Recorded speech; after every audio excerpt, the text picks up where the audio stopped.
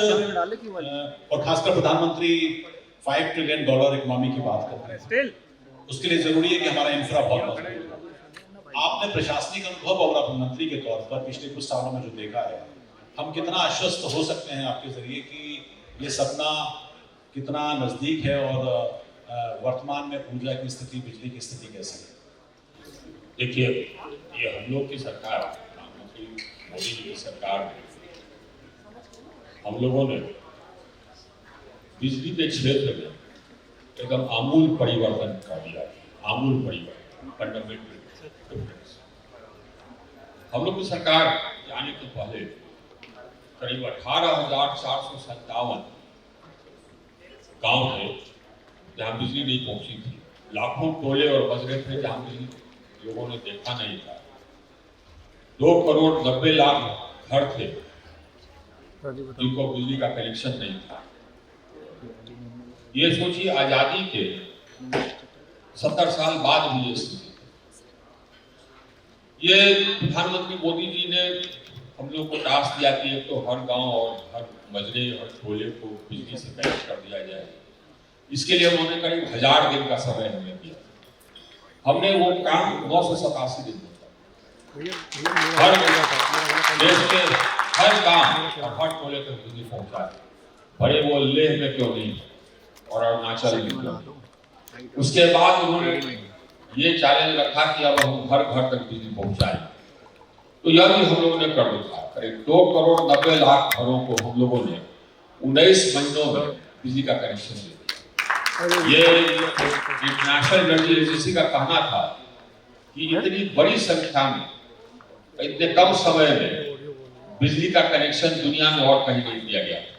ये बहुत सारे देशों का आप आबादी जोड़ लीजिए तब 2,90,00,000 होता है। अब उन सबको हम लोगों ने कनेक्शन दे दिया। हम लोग के पहले ऊर्जा में डेफिसिट थे, पावर डेफिसिट थे। हम लोगों ने करीब इस 8-9 साल में 1,90,000 मेगावाट का उत्पादन क्षमता जोड़ा है। और अब हम बिजली एक्सपोर्ट करते हैं, बांग्लादेश को भी, नेपाल को भी, म्यांमार को भी, श्रीलंका से भी हम इंटरकनेक्शन करने वाले हैं, वहां भी होगा। हमारी मांग करीब 1,80,000 के आसपास थी आज से 2 साल पहले। आज हमारी बिजली की मांग है 2,41,000 मेगावाट। 50-60,000 मेगावाट बढ़ गया और उसको हम मीट कर रहे हैं। हम लोगों ने पूरे देश को एक ग्रिड में जोड़ दिया। करीब 1,97,000 सर्किट किलोमीटर ग्रिड लाइन्स हमने बनाए और आज ये दुनिया का सबसे बड़ा ग्रिड, सबसे बड़ा एकीकृत ग्रिड। हमसे बड़े देश हैं क्षेत्रफल में, लेकिन एकीकृत grid, integrated grid running on one frequency हमारा सबसे बड़ा है। हम एक कोने से दूसरे कोने तक करीब 1,20,000 मेगावाट बिजली का हम प्रवाह कर सकते हैं, एक कोने से दूसरे कोने तक। हम लोगों ने साहब ये बिल्कुल बदल दिया है। अब ये बिजली का जो और बिजली के जितने नियम, कानून और व्यवस्थाएं थी, उन सब में भी हमने आमूल परिवर्तन ला दिया है। हम लोग की सरकार आने के पहले जो डिस्ट्रीब्यूशन कंपनियां हैं देश की, वो सब के सब घाटे में थी और एकदम बिल्कुल मरनासन थी। जनरेटिंग कंपनियों के करीब बकाये थे 1,40,000 करोड़ के आसपास डिस्ट्रीब्यूशन कंपनियां पर। यानी कि डिस्ट्रीब्यूशन कंपनियां बिजली उत्पादन कंपनियों से बिजली ली थी, उसका खपत की थी, वितरण किया था, लेकिन भुगतान नहीं हुआ था। करीब 70-80,000 मेगावाट क्षमता इसीलिए स्ट्रेस में चली गई, एनसीएलटी में चली गई जनरेटिंग कंपनी। आप लोग सुने होंगे एनसीएलटी में जब कोई दिवालिया हो जाता है कंपनी तो उसको एनसीएलटी भेज देते हैं, जहां पर भी उसको बेचा जाता है। ये हालत हो गई। हम लोगों ने उसको एकदम बदल दिया। अब हमने ऐसी व्यवस्था कर दी है कि कोई डिस्ट्रीब्यूशन कंपनी अगर जनरेशन कंपनी से बिजली लेता है और उसका भुगतान नियत समय में नहीं करता है, 45 मिनट यही नियत समय में नहीं करता है, तो ऑटोमेटिक, इसमें कहीं कोई ये मैनुअल इंटरवेंशन नहीं है, ऑटोमेटिक उसकी बिजली जो उसका जो कनेक्शन है मार्केट से, एक्सचेंज से, वो उड़ जाता है। पहली बार हमने ये सिस्टम लागू किया तो करीब 13 डिस्ट्रीब्यूशन कंपनियां विभिन्न राज्यों की, उनका एक्सचेंज से कनेक्शन समाप्त हो गया। मंत्री हमको फोन किए राज्यों से, कुछ मुख्यमंत्री फोन किए कि ऐसे ऐसे हो गया, कुछ और समझ। हमने कहा कि ये सिस्टम ऑटोमेटिक है, इसमें मैं कुछ कर ही नहीं सकता। सबने भुगतान किया और आज हमारा current payment up to date, यानी कि जो भी बिजली जनरेटिंग कंपनी सप्लाई करती है डिस्ट्रीब्यूशन कंपनी को, उसका भुगतान नहीं हुआ 45 दिन के अंदर, ये अब नहीं देखने को मिलता होता है। तो वो 10 दिन 15 दिन के लिए उनका एक्सचेंज से नाता टूट जाता है। 30 डेज तक वो एक्सचेंज हुआ, 30 डेज के बाद उनका हम ये लॉन्ग टर्म एक्सेस और शॉर्ट टर्म एक्सेस भी कंट्रोल करने लगते हैं। यानी अब हमारा पेमेंट अप टू डेट है, यानी कि डिस्कॉम को फायदा पहुंचा। जो हैं वो पहले एटीएनसी लॉसेस थे, आज से करीब 2 साल पहले 22.8%, 23% के आसपास। आज वो घट करके 16% के आसपास आ गया है। 6% हमने कम कर दिया है। जो पुराना बकाया था 1,40,000 करोड़ हमने बताया, वो घट करके करीब 67,000 करोड़ पर आ गया। पुराना बकाया का हमने इंस्टॉलमेंट कर दिया। वो इंस्टॉलमेंट देना भी जरूरी है, नहीं तो फिर उनका बिजली का प्रवाह बंद हो जाएगा। सिंपल। एक चीज आपने चूंकि आंकड़े दिए हैं, दुनिया की जो कलेक्शन लेना है उसमें सबसे ज्यादा डिफॉल्टर या डिले करने वाली तो सरकार की कंपनियां ही होती हैं, सरकार के डिपार्टमेंट, राज्य सरकार के जो डिस्ट्रीब्यूशन कंपनियां हैं, क्या उसमें के पहले जो प्राइवेट डिस्ट्रीब्यूशन कंपनी का लॉस था 4% से लेकर के 8-9% तक, अभी भी वही है। जो डिस्ट्रीब्यूशन, जो निजी कंपनियां तो प्रॉफिटेबल थी, जो सरकारी डिस्ट्रीब्यूशन कंपनी थी, सरकारी मतलब कि राज्य सरकारों की डिस्ट्रीब्यूशन कंपनियां, उनके घाटे थे 22%, 23%, 25%, कुछ के तो घाटे 40% तक थे। वो सब कम हुए क्योंकि हमने कह दिया कि साहब हम आपको एक नया पैसा लोन नहीं देंगे। हमारे फाइनेंसिंग एजेंसी भी हमारे पास है, पीएफसी और आरईसी, वो भी हमारे मंत्रालय के अधीन है। हमने नियम बना दिया कि साहब अगर कोई डिस्ट्रीब्यूशन कंपनी घाटे में है या जनरेटिंग कंपनी घाटे में है तो लोन नहीं दोगे, जब तक कि वो घाटा कम करने का अपना रोड मैप तैयार नहीं करता है, उस पर अपनी राज्य सरकार का दस्तखत नहीं ले लेता है, और तुम्हारे पास और हमारे मंत्रालय में वो हमारा ये रोड मैप है और ये हमारे माइलस्टोन्स हैं, तब तक तुम लोन नहीं दोगे। तो अब ये सबको ये माइलस्टोन अपनाना पड़ा, सबको अपना प्लान बनाना पड़ा। जो नया हमने ये भी कहा कि पहले हम लोग फाइनेंसिंग कर देते थे अपने योजनाओं से राज्य सरकारों के डिस्ट्रीब्यूशन कंपनियों को, भले वो घाटे में रहें। हमने कहा कि साहब ये नहीं हो सकता कि हम आप में पैसा डालते जाएं और आप घाटे में, ये आपका मैल एडमिनिस्ट्रेशन हो, घाटे में रहे। तो घाटा कम करने का पहले रोड मैप बनाइए, तब हम अपने योजना से आपको सहायता देंगे। वो भी हमने कंडीशनल कर दिया। यही सब कारण है कि हाँ साहब, सो अब ये जैसे हमने कहा ना कि जो लेगेसी ड्यूज थे 1,40,000 करोड़ घट करके 67,000 करोड़ पर आ गया, क्योंकि इंस्टॉलमेंट समय पर पेमेंट हो रहा है। इंस्टॉलमेंट समय पर पेमेंट नहीं होगा तो फिर बिजली कट जाएगी। और ये एटीएनसी लॉसेज घट करके 16% पर आ गया। अब अगले साल करीब 12-13% पर आ जाएगा। कभी आप लोगों ने सोचा था कि हाँ सरकारी कंपनी, बिजली कंपनियों पर भी ऐसा अंकुश लगाया जा सकता है? हम लोगों ने तो लगा दिया।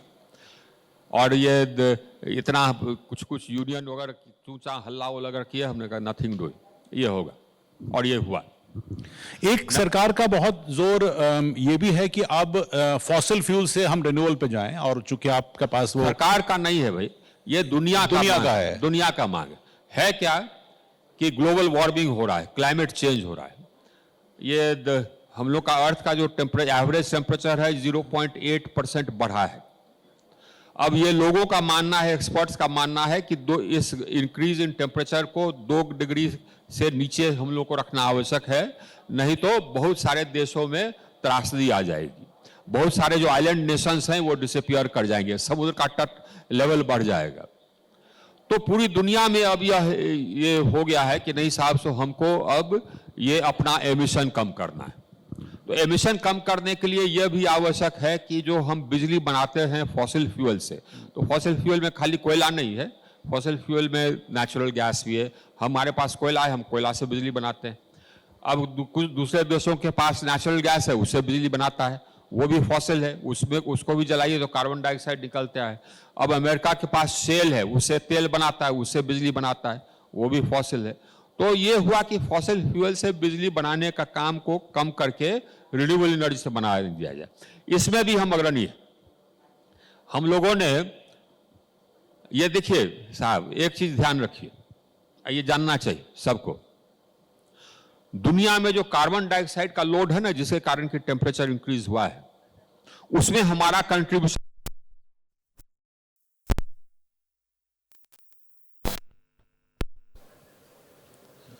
हम दुनिया के सबसे कम एमिशन वाले पर कैपिटा एमिशन, हम तो बड़े देश हैं तो टोटल जोड़ लीजिएगा तो बहुत है भाई, लेकिन आपको पर कैपिटा एमिशन देखना होगा। पर कैपिटा एमिशन हमारा दुनिया में सबसे कम, दुनिया में जो एवरेज है पर कैपिटा एमिशन वो करीब 6.4 टन है पर कैपिटा। हमारा पर कैपिटा एमिशन है 2.19 टन, दुनिया का 1/3, दुनिया के एवरेज का 1/3। इसके बावजूद भी आज हम एनर्जी ट्रांजिशन जिस ओर हमारे मित्र इशारा कर रहे थे, उसमें हम आगे हैं, सबसे आगे। हम लोगों ने प्रण किया था COP21, ये COP होता है, हर साल होता है, ये यूनाइटेड नेशन क्लाइमेट चेंज है, उसके अंतर्गत ये बनाया गया है इंस्टीट्यूशन कॉन्फ्रेंस ऑफ पार्टीज, जो कि हर साल मिलती है और देखती है कि क्या क्या हम लोगों ने कदम उठाए और क्या कदम उठाना है ये कार्बन डाइऑक्साइड लोड और ग्रीन हाउस गैसेस को कम करने के लिए। तो पेरिस में जो COP हुआ था, COP21, उसमें हमने प्रण किया था, सभी देशों ने प्रण किया था, हमने प्रण किया था कि साहब 2030 तक हमारा जो बिजली बनाने की क्षमता है उसका 40% हम कर देंगे नॉन फॉसिल रिन्यूएबल से। आज हम ऑलरेडी 43% पर। 2030 का जो लक्ष्य है हम 2021 में अचीव कर लिए। हम लोगों ने कहा था कि साहब अपनी एमिशंस इंटेंसिटी हम कम करेंगे बाय 33% बाय 2030, ये हमने 2019 में कर दिया। आज दुनिया में कोई आकर के हमको भाषण नहीं दे सकता है, आज हम दुनिया को भाषण देते हैं। ये चेंज हो गया, ये डिफरेंट कंट्री, ये डिफरेंट इंडिया है, पुराना इंडिया नहीं। अब हम सबको सुनाते हैं कि हमने तो ये कर दिया, आप क्या किए सो बताइए, ये हाल। लेकिन कुछ आपको लगता है कि कुछ ऐसा ब्लूप्रिंट भी तैयार है जो कि फॉसिल फ्यूल पर डिपेंडेंसी अभी भी करीब करीब 50% है, ये रहेगा, कोल प्राइसेस बढ़ जाएं, कुछ और इंटरनेशनल फैक्टर ये रहेगा, सुनिए ये रहेगा, ये हमारे मित्र माने जो विभिन्न देशों के ऊर्जा मंत्री हैं वो आते रहते हैं, मुलाकात होती रहती है। अब अमेरिका के आए थे, उनसे भी वार्ता हुई। ये हम सभी से हमने पूछते हैं कि साहब आप नेट जीरो अनाउंस किया है, किसी ने 2050 का किया है, किसी ने 2060 का किया है। हमने कहा कि साहब आप ये बताइए कि नेट जीरो तक जाइएगा कैसे। इसलिए कि रिन्यूएबल एनर्जी जो है, ये renewable energy round the clock तो है नहीं, 24 घंटा तो उपलब्ध है नहीं। अब दिन में सूरज है तो हमको सोलर एनर्जी मिलती है, हवा चलती है तो हमको विंड एनर्जी मिलती है, राउंड द क्लॉक तो है नहीं। जब तक कि स्टोरेज नहीं होगा तब तक राउंड द क्लॉक नहीं होगा। स्टोरेज बहुत महंगा है। अब स्टोरेज मतलब कि आप बिजली जैसे दिन में सोलर एनर्जी पैदा की, ज़्यादा पैदा कर लीजिए, उसको स्टोर कर लीजिए, रात में इस्तेमाल कीजिए। विंड एनर्जी दिन में ज़्यादा या शाम को हवा चलती है, उसको स्टोर कर लीजिए, रात को इस्तेमाल कीजिए। लेकिन स्टोरेज का कॉस्ट क्या है? हमने बिड किया 1000 मेगावाट आवर ऑफ स्टोरेज का, हमको रेट आया 10 रुपये पर किलोवाट आवर। हमारा रिन्यूएबल एनर्जी का कॉस्ट है 2 रुपये 50 पैसे, यानी कि 2 रुपये 50 पैसे पर यूनिट हमको एनर्जी बनाने का कॉस्ट है, और 10 रुपीज पर किलोवाट आवर है हमको 1 घंटा उसको स्टोर करने का कॉस्ट। टोटल बिजली का दाम हो गया 12.5 रुपये। और हम इन्हीं लोगों से, ये जो विकसित देश हैं जो कि आते रहते थे हमसे बातचीत करने, उनको हम यही कहते थे कि आप लोग तो इतने दशकों से भाषण देते आ रहे हैं दुनिया को कि साहब हमको एमिशंस कम करना है, क्लाइमेट चेंज है, आप लोगों ने किया क्या? अगर आप सीरियस रहते तो ये battery energy storage system BESS का मैन्युफैक्चरिंग कैपेसिटी लगाते तो आज दाम कम होता। तो आपने तो किया नहीं, सिर्फ भाषण देते रहे। अब हम लगा रहे हैं, अब हम BESS battery energy storage systems को मैन्युफैक्चरिंग का PLI निकाले, एक और PLI निकाल रहे हैं ताकि हम उसका मैन्युफैक्चरिंग यहां करें। ये जो जर्नी है टुवर्ड्स नेट जीरो, ये जर्नी के सामने बहुत हर्डल्स हैं, टेक्नोलॉजी इश्यूज हैं, फाइनेंसिंग इश्यूज हैं। फाइनेंसिंग इश्यूज का जहां तक सवाल है, हम खुशकिस्मत, हमारे यहां इन्वेस्टमेंट आ जाता है। ये जो 1,90,000 मेगावाट हमने जो जोड़ा है रिन्यूएबल एनर्जी कैपेसिटी, इसमें हमको कहीं से अपना पैसा नहीं लगाना पड़ा।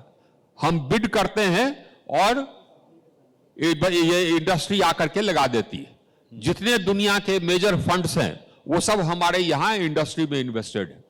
तो फाइनेंसिंग की हमको दिक्कत नहीं, टेक्नोलॉजी की भी दिक्कत नहीं। अब आकर के लोग यहाँ पर मैन्युफैक्चरिंग कैपेसिटी ला देते हैं, लेकिन यह एक जर्नी है। ये तुरंत नहीं हो सकता कि हम अपना कोयला का थर्मल पावर प्लांट्स को हम बंद करें। जब तक कि 24 घंटे रिन्यूएबल एनर्जी नहीं होगा, हम अपना थर्मल पावर प्लांट्स बंद नहीं करेंगे। एक चीज और सुन लीजिए, ये मैं अपने विदेश के मित्रों को भी कहता हूं, ये भी सुन लीजिए जनाब, कि साहब हम अपने बिजली की उपलब्धता पर हम कॉम्प्रोमाइज करने वाले नहीं। हमको अपने विकास के लिए बिजली जितना चाहिए उतना बिजली हम बनाएंगे। आज जब तक कि 24 घंटा रिन्यूएबल एनर्जी नहीं है, तब तक जरूरत पड़ा तो उसके लिए हम ऑल थर्मल पावर प्लांट्स लगाएंगे। और थर्मल पावर प्लांट्स हमने लगाना प्रारंभ कर दिया है, ताकि हम अभी ग्रो कर रहे हैं, हमारी अर्थव्यवस्था बढ़ रही है। उसके लिए हमको ऊर्जा चाहिए, तो ऊर्जा तो हम पैदा करेंगे। और रिन्यूएबल एनर्जी अगर राउंड क्लॉक हो जाएगी तो हम उसी से करेंगे। लेकिन जब तक वो नहीं होता तब तक हम थर्मल कैपेसिटी तो हम लगाएंगे। आप तो विकसित हो गए, हमको अभी विकास करना है और अपने विकास में हम कॉम्प्रोमाइज करने वाले नहीं है। विद्युत अधिनियम जो 2023 है उसके फायदे के तौर पर अभी आपने कहा कि आप कॉम्प्रोमाइज नहीं करेंगे, लेकिन कई दफे पॉलिटिकल कंपल्शंस आते हैं, कई राज्य माफ कर देते हैं बिजली के बिल को, इस तरह की, या फिर अब जो नई नई तकनीक आती है उसमें भी खर्चा आता है, उसको पूरा करने का ब्लूप्रिंट क्या है? देखिए, ये हमारे मित्र ने एक बहुत ही महत्वपूर्ण बात कही। ये जो विभिन्न राज्य कह देते हैं कि बिजली बिल हम बिजली फ्री दे रहे हैं, 100 unit free, 200 unit free, 300 unit free. ये पहले क्या होता था कि लोग अनाउंस कर दिए कि साहब हम आपका बिजली बिल माफ, या 200 यूनिट फ्री, 300 यूनिट फ्री। हमारा यही कहना है कि साहब आपको सबको बिजली फ्री देना है, दे दीजिए, लेकिन बिजली फ्री नहीं। आप जो उपभोक्ता है उससे आप नहीं लेना चाहते हैं, मत लीजिए। लेकिन अगर उपभोक्ता भुगतान नहीं करता है तो आपको करना होगा, वो राज्य सरकार को करना होगा, अपने बजट से करना होगा। अगर आप नहीं कीजिएगा तो आपका बिजली गुल हो जाएगा। यह व्यवस्था हमने कर दिया, वो ऑटोमेटिक हो जाता है। ये ऑटोमेटिक सिस्टम हमने कर दिया है। अगर जो जनरेटिंग कंपनी ने बिजली दिया और उसका भुगतान 45 दिन के अंदर नहीं हुआ तो एक्सचेंज से शॉर्ट टर्म एक्सेस खत्म। 30 दिन और भुगतान नहीं हुआ, 75 दिन के बाद मीडियम टर्म एक्सेस का 10% और खत्म। तो ये सिस्टम वर्क कर रही। और अब हमने हर नियम में डाल दिया, इसका नियम भी बना दिया, कानून में भी है कि सब्सिडी आप अनाउंस करते हैं तो उस सब्सिडी का पैसा आप भुगतान कर दीजिए, और नहीं तो सब्सिडी नहीं चलेगा। यह भी हमने बना दिया।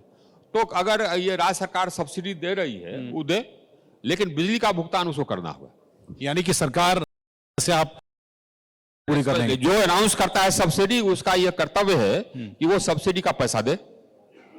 2030 तक जैसे आपने कहा कि और परसेंटेज कम ले आएंगे, इस दौरान जो डिमांड एंड सप्लाई का रेशियो पर और क्या आश्वस्त कर सकते हैं आप हमारे दर्शकों? ये देखिए, ये हम लोग का डिमांड खूब तेजी से बढ़ रहा है। अगस्त में, पिछले अगस्त के मुताबिक कम से कम करीब 20% का ग्रोथ है। प्रतिदिन हमारे यहां जो डिमांड है वो पिछले साल के कॉरस्पॉन्डिंग डे के डिमांड से करीब 40 से 50 हजार मेगावाट ज्यादा है। आप ये सोच लीजिए, पूरे देश की स्थापित, बहुत देशों की स्थापित क्षमता 40-50 हजार मेगावाट नहीं है। ये हमारा डिमांड इतना बढ़ गया। ये अच्छी बात है, यह दर्शाता है कि हमारी अर्थव्यवस्था बढ़ रही। और ये हमारा चैलेंज है, हमारा रिक्वायरमेंट है कि हम साहब उस बढ़ती हुई आवश्यकता के लिए हम क्षमता तैयार करें। तो हम क्षमता जोड़ रहे हैं। अभी ज्यादातर क्षमता तो हम जोड़ रहे हैं रिन्यूएबल का, क्योंकि हमें एनर्जी ट्रांजिशन भी करना है। लेकिन हमारा थर्मल क्षमता भी निर्माणाधीन है। पहले 24,000 मेगावाट निर्माणाधीन था, हमने उसमें से 25,000 मेगावाट और जोड़ा है। अब वो भी करीब 50,000 मेगावाट निर्माणाधीन है। अभी करीब 20-25,000 मेगावाट हम और निर्माणाधीन करने वाले हैं। हमारा जो रिन्यूएबल एनर्जी है 50,000 मेगावाट प्रति वर्ष का हम टेंडर करने वाले। प्रतिवर्ष 50,000 मेगावाट का हम टेंडर कर रही है, हमने अपना लक्ष्य तय कर दिया।